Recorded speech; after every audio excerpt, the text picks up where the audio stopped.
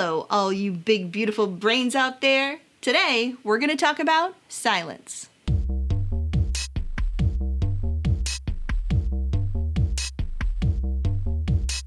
Before we get started, take a minute to subscribe to Psy vs. Psy. Help out your friendly neighborhood psychologist while I tell you how silence affects your brain. So, the other day, for one of the first times I've left the house on my own since quarantine, I ended up in a waiting room without my phone as a distraction. And that's the first time in a long time that it was just me and silence. Sitting all alone in that quiet got me thinking about how our brain reacts to silence. Growing up in a really populated area, I heard all about noise pollution and how bad and stressful being in loud environments can be. A lot of the science behind that noise equals bad campaign came from the studies done by environmental psychologist Dr. Arlene Bronsaft in the 1970s. She was the key spokesperson in New York City for the dangers presented by excessive noise.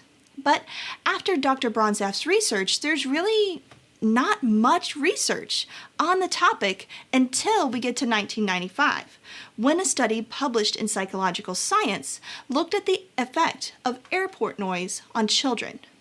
They found that children in these high noise areas could ignore the airport noise, but they also ignored a lot of other noises, for instance, when people started talking to them. These kids also showed other signs and side effects from being in the noise, such as poor persistence when performing challenging tasks, and possibly even reduced long-term memories. From more recent studies in 2011 and 2016, we know that excessive noise in bigger cities is one of the reasons cited for people in these populations being more likely to develop conditions like schizophrenia, depression, or anxiety than people who live in a more rural area. So, does that mean that all noise is just bad? And to live our best life and be our best self, we should all start living in a more silent world? Obviously, silence does have some distinct benefits, especially when it comes to relaxation or soothing.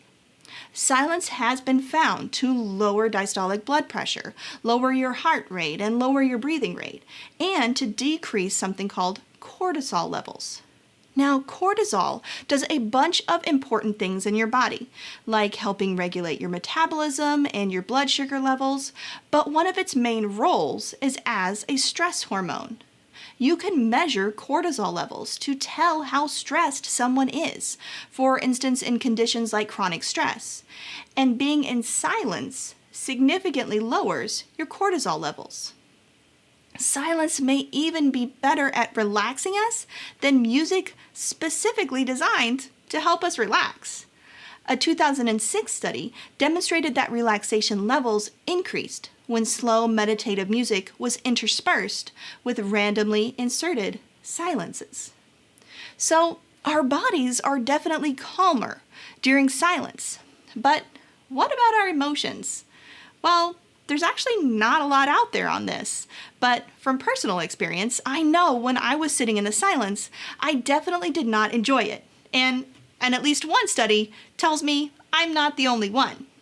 In 2014, a series of studies published in Science found out that university students did not enjoy just being left alone with their thoughts in silence in a room.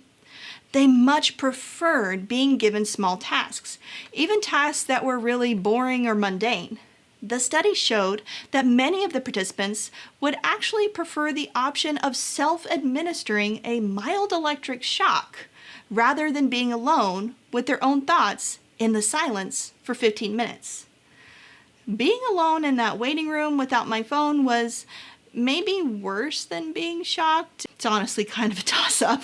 If you want to know more about the sound of silence, make sure you subscribe to Psy vs. Psy so you can get all of our other videos and you can learn all about the science of psychology.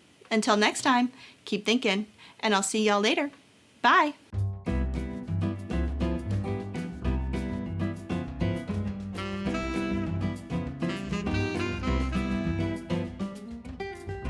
Okay, you ready for my silence joke?